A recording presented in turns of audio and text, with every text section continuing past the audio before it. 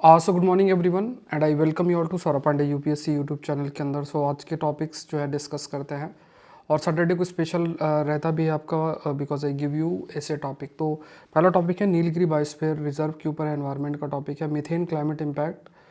ये टॉपिक का एनवायरनमेंट के अंदर इंक्लूड करेंगे। इंडस्ट्रियल आउटपुट ट्रेंड इकोनॉमी का टॉपिक है। देन सैम ह्यून फायर फेस्टिवल कल्चर टॉपिक है। हसोंग 19 आईजीबीएम टेस्ट, मतलब ये डिफेंस इन न्यूज़, इसको हम इंक्लूड कर सकते हैं। So that can be included under defence in news. आज क्योंकि सैटरडे को मैं आपको ऐसे का टॉपिक प्रोवाइड करता हूँ, तो यहाँ पे रोल ऑफ टेक्नोलॉजी का क्या हो सकता है इन शेपिंग वुमेन फ्रीडम, इस पर आपको 1000 शब्द लिखना है। कोई क्वेरी है तो आप इस नंबर पे मैसेज कर सकते हैं और अपने निबंध को आप Saurabh Pandey UPSC Telegram channel के अंदर सेंड कर सकते हैं और अपने आप निबंध का इवेलुएशन भी करा सकते हैं।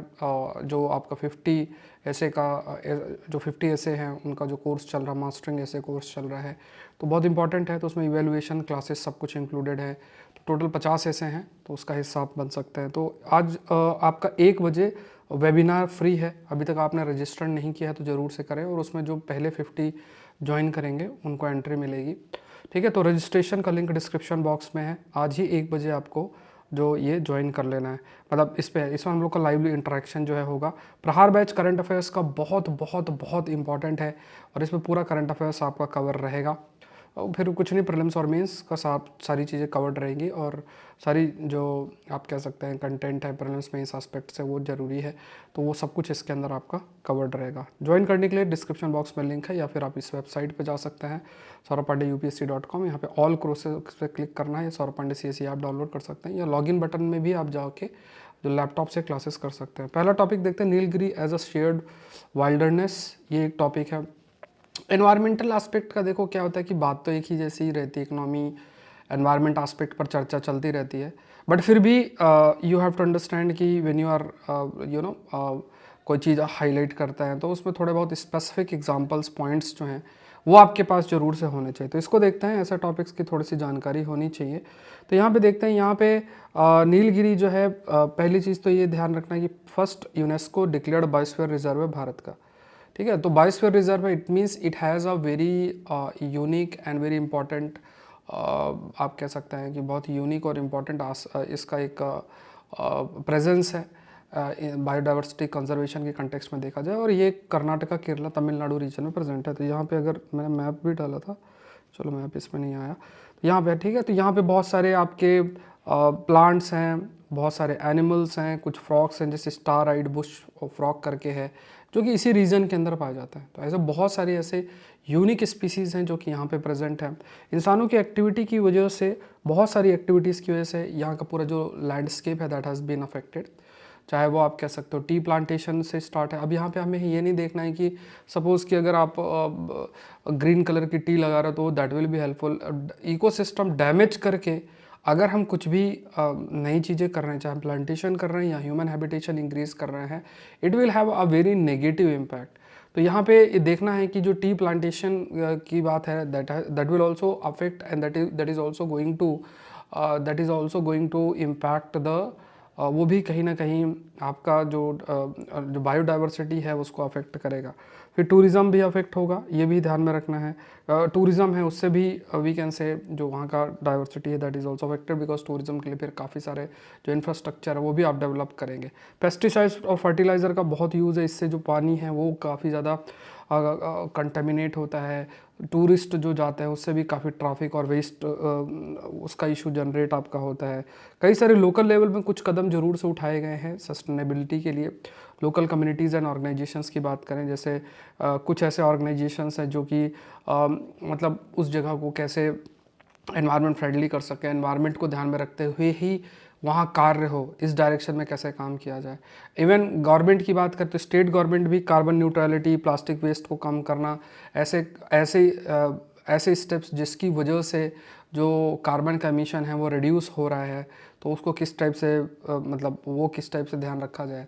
तो ऐसे कोई भी जो एक्टिविटी है उस एक्टिविटी को ध्यान में रखना कि ऐसी कोई भी जो एक्टिविटी है that is not going to affect जो कार्बन प्रोडक्शन प्रोसेस है वो कहीं ना कहीं कार्बन एमिशन को में जो है उसको रिड्यूस करना और जो कार्बन एब्जॉर्प्शन कैपेसिटी को उसको बढ़ाना, इस डायरेक्शन में सरकार भी काफ़ी काम कर रही है। और नीलगिरी तार जहाँ पाई जाती है, आप डियर टाइप मानो एक स्पीसीज़ है, तो उसके कंजर्वेशन के लिए भी काफ़ी कदम उठाए जा रहे हैं। फिर यहाँ पे कल्चरल आस्पेक्ट भी है, जैसे टोडा कम्युनिटी यहाँ प्रेजेंट आपकी रहती है, तो ये फैक्ट भी आपको याद रखना है। तो वहाँ पे जो इंडिजिनस टोडा कम्युनिटी है उनका भी एक महत्वपूर्ण रोल है, तो उसको भी हमें रेस्पेक्ट करना वो भी बहुत मैटर करता है। तो यूनेस्को बायोस्फीयर बायोडाइवर्सिटी है, UNESCO flora fauna, human activity की बात करें तो एनवायरमेंटल चैलेंज है, सस्टेनेबिलिटी इश्यूज़ हैं, लोकल और गवर्नमेंट एफर्ट्स की बात करें, कल्चरल हेरिटेज की बात करें तो यहाँ पे इंडिजिनस कम्युनिटीज़ भी हैं आपकी, उनका भी एक महत्वपूर्ण रोल है। तो कोई भी जगह है उसका कल्चरल इंपॉर्टेंस भी है, एनवायरमेंटल आस्पेक्ट में तो आपको प्रोटेक्ट करना ही है, और ह्यूमन एक्टिविटी को किस तरीके से हम शेप करें जिसकी वजह से जो एनवायरमेंटल इम्पैक्ट है, जो ह्यूमन एक्टिविटी का एनवायरनमेंट पे इम्पैक्ट पड़ रहा है वो नेगेटिव ना हो, उसको कैसे हम बैलेंस करें, that has to be seen. अब नीलगिरी बायोस्फीयर रिजर्व की बात करें, कंजर्वेशन की बात करें तो यहाँ पे जो नीलगिरी बायोस्फीयर रिजर्व है लार्जेस्ट प्रोटेक्टेड फॉरेस्ट है भारत के अंदर, और कई सारे स्टेप्स भी लिए गए हैं वाइल्ड लाइफ पॉपुलेशन और इन सब के लिए। अब यहाँ पे कुछ एनिमल्स हैं उन्होंने अपने आप को अर्बन एनवायरनमेंट के लिए अडाप्ट किया है, क्योंकि हम लोगों ने उस जगह पे काफ़ी सारे कई सारे इंफ्रास्ट्रक्चर जो है वो डेवलप हमने करना स्टार्ट कर दिया है। तो लिपर्ड्स भी हैं, they have adapted to the urban environment. अब जैसे इसमें क्या है कि जो लिपर्ड्स हैं उनके पास बहुत ही कम एक आप कह सकते हैं कि मतलब उनके पास प्रे बेस बहुत ही कम होता है, तो वो ऐसे ही जो इंसानी बस्तियां हैं वहाँ पे आते हैं। और क्यों आते हैं? बिकॉज बिकॉज वो जो डॉग्स हैं उनको मारते हैं, या कोई दूसरा जीव है जो अर्बन हैबिटेशन में प्रेजेंट है तो उनको मार के वो खाने का प्रयास करते हैं। तो इस टाइप से क्या है कि ऐसा जो जीव हैं वो माइग्रेट कर रहे हैं, क्योंकि उनका रहने का कुछ बचा नहीं, खाने का कुछ बचा नहीं, सब जगह हम लोग प्रेजेंट हैं।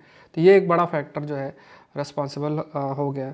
उसके बाद यहाँ पे स्लॉथ बियर एलिफेंट्स हैं, इनसे भी मतलब ह्यूमन एनिमल कन्फ्लिक्ट आपका बड़ा है। यहाँ पे इवन जो बिहेवियर शिफ्ट है, वाइल्ड लाइफ बिहेवियर में भी काफ़ी आप कह सकते हो बदलाव हुआ है। क्यों? क्योंकि उनका हैबिटेशन चेंज हुआ है, और वो भी सर्वाइवल के लिए they are also adapting to an extent, जिससे ह्यूमन एनिमल कन्फ्लिक्ट के चांसेस भी हैं और एनिमल एनिमल कन्फ्लिक्ट के चांसेस भी हैं। जो एनिमल एनिमल कन्फ्लिक्ट है उसके चांसेस भी देखने को मिल रहा है। तो ग्रोइंग ग्लोबल मूवमेंट है, नेचुरल है ना, ये भी है कि नेचर प्रकृति को कैसे हम प्रोटेक्ट करें। दूसरा, कई सारी जो एनजीओज़ हैं वो कई सारे ऐसे लाइक टेक्नोलॉजी का इस्तेमाल कर सकते हैं बायोडाइवर्सिटी कंजर्वेशन के लिए, है मोबाइल अलर्ट, जीपीएस ट्रैकिंग, ऐसा कुछ है ना, कि जो ह्यूमन एनिमल कन्फ्लिक्ट है उसको दूर किया जा सके। इसके लिए कई सारे कदम आपके उठाए जा सकते हैं, उठाए जा रहे हैं। टूरिज़्म और जो लोकल इकोनॉमिक बेनिफिट है उसका कैसे हो सके, मतलब अगर आप ये हाईलाइट करोगे कि अगर आप प्रकृति को डिस्ट्रॉय करोगे, so in that case it's very difficult to survive. But इसका अगर अपोजिट लेते हैं कि अगर हम उसको कंजर्व करते हैं तो it will have a economic benefit. So if you are linking conservation with the economic benefit, तो उसका एक अपना इंपॉर्टेंस जो है वो आपका रहेगा। तो इस वजह से क्या है कि जो communities involve, if they will find कि कंजर्वेशन से कुछ इकोनॉमिक बेनिफिट डिराइव हो रहा है, तो इन that case they will protect the natural environment and natural habitat. तो यहाँ पे बहुत इंपॉर्टेंट है सरकार, कम्युनिटी, स्टेक होल्डर्स, सबका एक रोल हो। और यहाँ पे आप ये एक कंसेप्ट याद रखना कि जब हम बायोडाइवर्सिटी कंजर्वेशन की बात करते हैं तो it's not just like the role of the government, है ना, ये सिर्फ सरकारी तंत्र की जिम्मेदारी नहीं है। इट्स ऑल्सो वेरी इंपॉर्टेंट कि जो डिफरेंट स्टेक होल्डर्स हैं दे शुड ऑल्सो मतलब उनका भी एक जो रोल है दैट उनको भी इन्वॉल्व करना मैटर करता है। ठीक है, तो ये ध्यान में रखना है। नेक्स्ट देखते हैं, देखो ये COP29 जो आपका होनी है, इस पर लगातार आ रहा है। मैंने फिर आपको कहा है कि कुछ ना कुछ पॉइंट्स आते रहेंगे, बट यहाँ पे हम लोग डिस्कस करते रहते हैं। इस पे देखना कोई ना कोई प्रश्न इससे कुछ ना कुछ डिराइव होते हैं प्रश्न, ये साल 2 साल 3 साल के अंदर इससे टॉपिक्स जो निकलेंगे वहाँ से प्रश्न प्रीलिम्स और मेंस के अंदर ये लोग फ्रेम करेंगे। तो ये मीथेन डिप्लोमेसी है, मीथेन के कंटेक्स्ट में है। अब इसमें थोड़ा सा मैं आपको बता देता हूँ, क्योंकि देखो एक बार ये मीटिंग शायद 11-12 नवंबर इसी टाइम पीरियड पे है, उस बीच में काफ़ी सारे आर्टिकल्स आते रहेंगे, तो जो इंपॉर्टेंट है वो मैं कवर कर लूँगा। क्योंकि एक बार मीटिंग हो जाती है, कॉन्फ्रेंस हो जाती है, जॉइंट स्टेटमेंट आ जाता है, तो उसमें थोड़ा सा ज़्यादा बेटर होता है रादर देन स्पेकुलेशन काफ़ी अधिक रहे उसको कवर करने का। बट फिर भी अलग अलग कंटेक्स्ट में जो डिस्कशन है उसको हम कवर करते हैं। अब यहाँ पे देखो, यहाँ पे मीथेन की बात है। जैसे अब जनरली अगर ध्यान सुनना, डेवलप्ड और डेवलपिंग देशों के बीच में एक चलता रहता है ना, मतलब जैसे एनवायरनमेंट को लेके तो कहा जाता है डेवलपिंग लीस्ट डेवलप्ड देशों के द्वारा डेवलप्ड देशों को कि यार तुम लोगों ने डेवलपमेंट के लिए इतना ज़्यादा एनवायरनमेंट का और जो पूरा अर्थ का इकोसिस्टम है, नेचुरल सिस्टम है, उसका इतना डिस्ट्रक्शन किया अपने विकास के लिए, तो आप ही बहुत ज़्यादा जिम्मेदार हो गए हो ऐसे जो फैक्टर्स हैं जो कि क्लाइमेट चेंज के लिए कंट्रीब्यूट कर रहे हैं। अब इसके लिए जो रिस्पॉन्सिबिलिटी है that has to be taken by the developed world. अब इसको काउंटर कैसे करें? तो काउंटर करने के लिए क्या वो कह रहे हैं कि देखो यार, देखो तुम लोग एग्रीकल्चर पे निर्भर हो और जो भी आप एक्टिविटीज़ करते हो उससे मीथेन रिलीज़ होती है, और मीथेन जो है वो ज़्यादा बड़ी ग्रीन हाउस गैस है। तो हम अगर इंडस्ट्रियलाइजेशन किए तो हम कम जिम्मेदार है, तुम भी जिम्मेदार हो। तो इस टाइप का थोड़ा सा डिबेट चलता रहता है। तो ये एक तरीका, फिर ऐसे रिसर्च आती रहेगी, रिसर्च में बोलेंगे कि देखो मीथेन में इतना सारा इसका पोटेंशियल है, इतना ये नुकसान कर सकती है, इस टाइप की चीज़ें जो है सामने आएंगी। तो मीथेन लगभग 30% ग्लोबल वार्मिंग के लिए प्री इंडस्ट्रियल टाइम से रिस्पॉन्सिबल है। 28 टाइम्स जो है CO2 की बात करें, दे आर मोर पोटेंट, मतलब अगर they have the more capability आप कह सकते हो एक तरीके से, वो जो ग्लोबल वार्मिंग है उसके लिए रिस्पॉन्सिबल है। Effective methane reduction can slow near term temperature rise. तो ये भी कहा गया कि मतलब अगर आप CO2 रिडक्शन में तो चलो फोकस कर रहे हो, बट जो मीथेन रिडक्शन अगर हम करते हैं तो उससे टेम्परेचर हम रिडक्शन करना चाहते हैं तो उसमें काफ़ी मदद मिलेगी। US चाइना भी इस कई टेंशन के बावजूद भी काफ़ी सारा प्रयास वो कर रहे हैं कि इसको रिड्यूस किया जाए।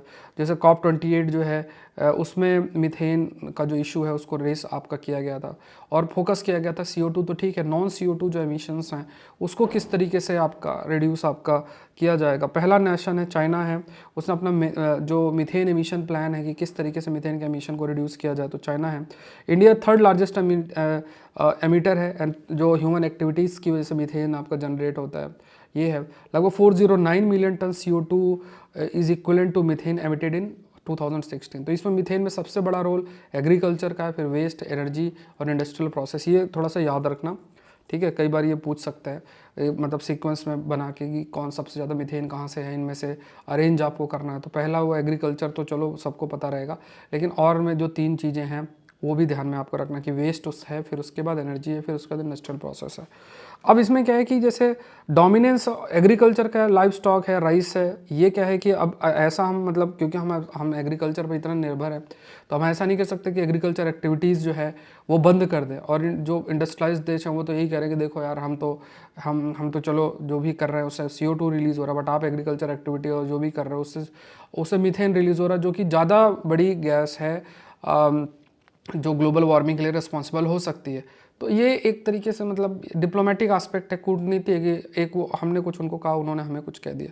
तो US China mainly it creates opening for targeted assistance, मतलब ये फोकस कर रहा है वेस्ट मैनेजमेंट पे। जैसे अब एग्रीकल्चर पे थोड़ा बहुत चलो वर्क हो सकता है, लेकिन वेस्ट और एनर्जी कंटेक्स्ट में आगे कार्य जो है वो आपका हो सकता है। वेस्ट मैनेजमेंट की बात करें तो यहाँ पे आप कह सकते हैं कि इनोवेटिव सॉल्यूशन की तरफ प्रोसीड करना जरूरी है वेस्ट मैनेजमेंट में। भारत में ही देखो, जैसे इंदौर के अंदर है तो सिटी वाइड जो गीला और सूखा कचरा है उसको अलग किया जाता है और उससे भी ठीक है, तो उसको भी जो गीला कचरा है उससे फिर फ्यूल बना के और उससे कुछ चीज़ें रन भी की जा सकती हैं एनर्जी प्रोड्यूस करके। फिर जैसे गोवर्धन स्कीम आपका है, ठीक है, you have this scheme called as Gobardhan. तो ये गोवर्धन स्कीम की बात करें, इसमें भी जो कैटल वेस्ट है उसको कैसे यूज़ किया जाए और फिर उससे एनर्जी प्रोड्यूस किया जाए। स्वच्छ भारत मिशन है, उस पर भी सॉलिड वेस्ट मैनेजमेंट पे फोकस किया गया। मतलब क्यों? क्योंकि वेस्ट मैनेजमेंट एक तरीके से वो भी एक कंट्रीब्यूटिंग फैक्टर, सेकेंड बड़ा कंट्रीब्यूटिंग फैक्टर है मीथेन के लिए। तो ये थोड़ा सा है। फिर क्लाइमेट रेजिलिएंट प्रैक्टिसेस है, national mission for sustainable agriculture की बात अगर किया जाए तो जो नेशनल मिशन है सस्टेनेबल एग्रीकल्चर के लिए, तो वो भी एक उस पर फोकस आपका किया गया। और इसमें भी जैसे किस तरीके से जब राइस उगाए, क्योंकि राइस एक ऐसा है जिसमें काफ़ी अधिक जो उसका प्रोडक्शन प्रोसेस है और जो उसका खेत है काफ़ी समय तक पानी से भरा रहता है और उसमें काफ़ी सारा जो मीथेन का वी कैन से कि जो मीथेन का प्रोडक्शन है, मीथेन आपका प्रेजेंट रहता है। तो मीथेन को कैसे रिड्यूस करें, मीथेन रिडक्शन टेक्निक पर फोकस आपका किया गया है इन राइस कल्टीवेशन। फिर उसके बाद ग्रीन फॉडर प्रोडक्शन कुछ है, सीलेज मेकिंग, चैफ कटिंग, तो है ना। तो ये कुछ तरीके हैं, आप चाहो तो इनको थोड़ा सा देख सकते हो, गूगल में इमेज इनकी देख सकते हो, तरीके हैं। तो ये नेशनल लाइफ स्टॉक मिशन में इन चीज़ों पे फोकस भी किया गया है।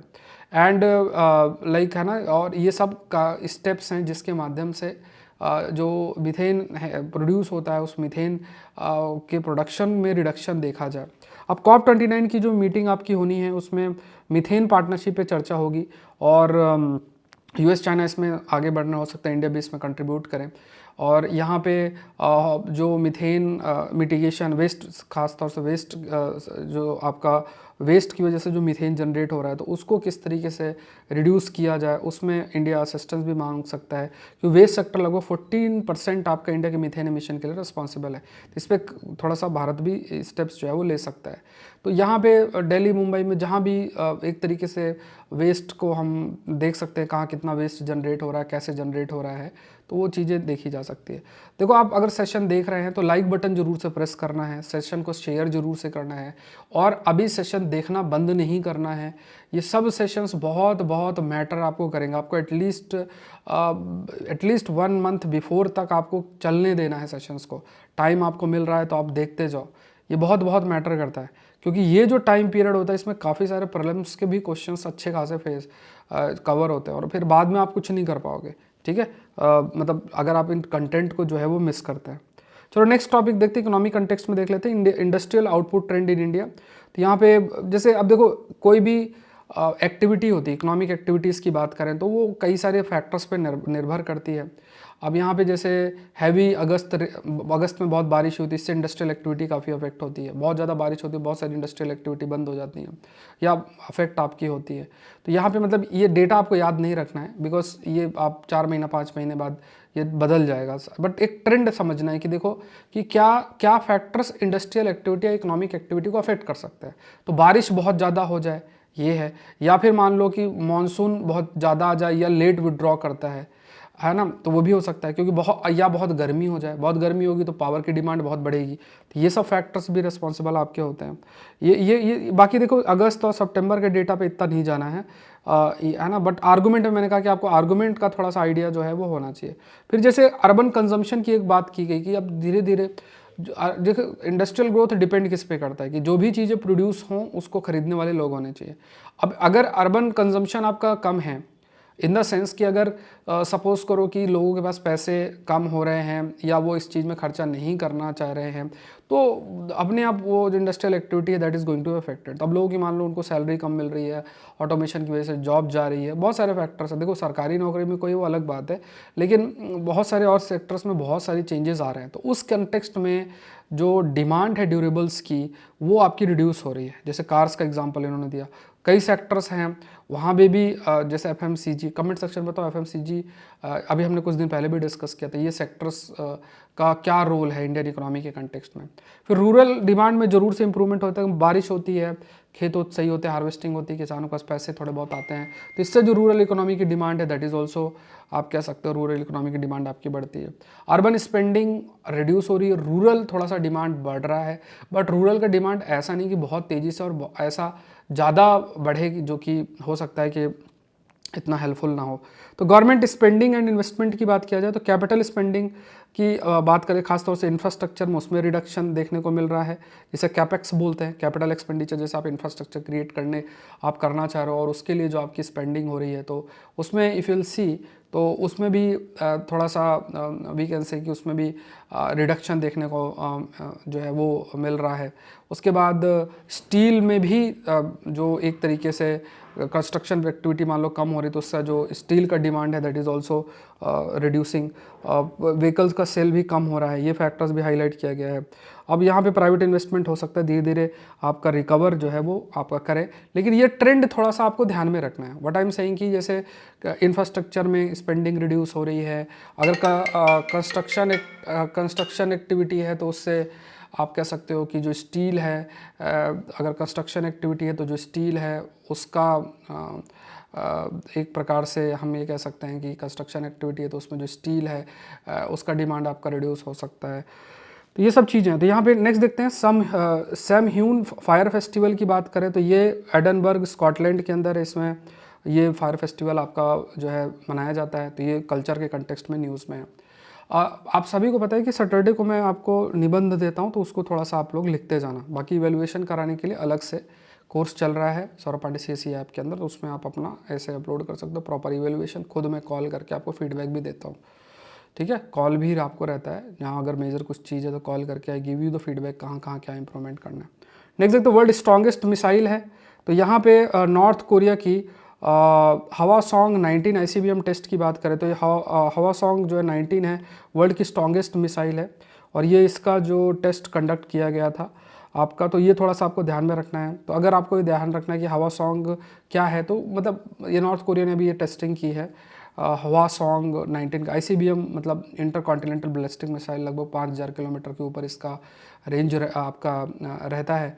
और ये मतलब आप कह सकते हैं कि अपनी मिसाइल कैपेबिलिटीज़ नॉर्थ कोरिया लगातार बढ़ाता जा रहा है। तो ये हवासोंग आपको ध्यान में रखना है। अगेन आप जुड़ सकते हो, देखो अभी जो कोर्सेस लाइव हैं, एक तो एग्रीकल्चर ऑप्शनल का कोर्स आप ज्वाइन कर सकते हैं। अभी आपके पास मौका है कि आप जनवरी 15 तक आपका ऑप्शनल कंप्लीट हो जाएगा। उसके बाद आप देखोगे प्रहार बैच जो करंट अफेयर्स का है। एग्रीकल्चर ऑप्शनल में बहुत सारे मिथ हैं, लोगों ने बहुत सारे फैला रखे हैं कि आपको बायो का बैकग्राउंड चाहिए, ये चाहिए वो चाहिए। ऐसा कुछ भी नहीं है, मैंने आपको कई बार हाईलाइट किया है। हाई स्कोरिंग ऑप्शनल है, इसको मिस नहीं करना। आपको सिर्फ ये मन में बनाना है 450-500 पेज के जो नोट्स हैं उनको आपको पढ़ने की इच्छा होनी चाहिए। अगर आप वो कैपेबल हो करना तो बहुत हेल्प करेगा। आप पेपर 1 का सिलेबस देख लेना एक बार, यू विल अंडरस्टैंड, ठीक है। इथिक्स इंटीग्रिटी है, इसके बाद ये टेस्ट सीरीज़ है। कल मैंने सेट 8 अपलोड कर दिया है इस कंटेंट में, ये बिल्कुल मिस नहीं करना। मैं फिर आपको कह रहा हूँ, ये जो आपको मैं ये सेट स्टडी मटेरियल दे रहा हूँ और उसी पर बेस्ड टेस्ट भी होगा। टेस्ट 5 का भी सिलेबस अपलोड हो चुका है। आप में से कई लोग बैठे होंगे सोच रहे होंगे ठीक है देखेंगे धीरे धीरे करेंगे, लास्ट में कुछ नहीं हो पाएगा। जब भी टाइम मिले जो स्टडी मटेरियल मैं अपलोड कर रहा हूँ देखते जाओ। कल मैंने शायद हो सकता है 100 पेज के ऊपर हो स्टडी मटेरियल मैंने आपको अपलोड किया है, ठीक है। उसमें समय लगता है बनने में और धीरे धीरे आपको मिलता जा रहा है। आपको पढ़ते रहना है स्टडी मटेरियल को, ठीक है, जो जो अपलोड हो रहा है। और साथ में टेस्ट दे रहा हूँ क्योंकि ऑब्जेक्टिव ये है कि आप जो पढ़ो उसको सीखो और फिर टेस्ट दो, ये बहुत इंपॉर्टेंट है। बाकी स्ट्रैटेजी मैं आपसे डिस्कस करूंगा। ऐसे का देख लेते हैं, तो ये चल रहा है, इसमें आप अभी इवेलुएट करा सकते हो। इथिक्स आप पूरा कर लो, 250 नंबर। इसमें मैंने नोट्स बना दिए, ARC report, governance in India और वीडियो लेक्चर्स पढ़े हैं, तो आप वीडियो लेक्चर देख लो। और कहीं से भी आपने कोई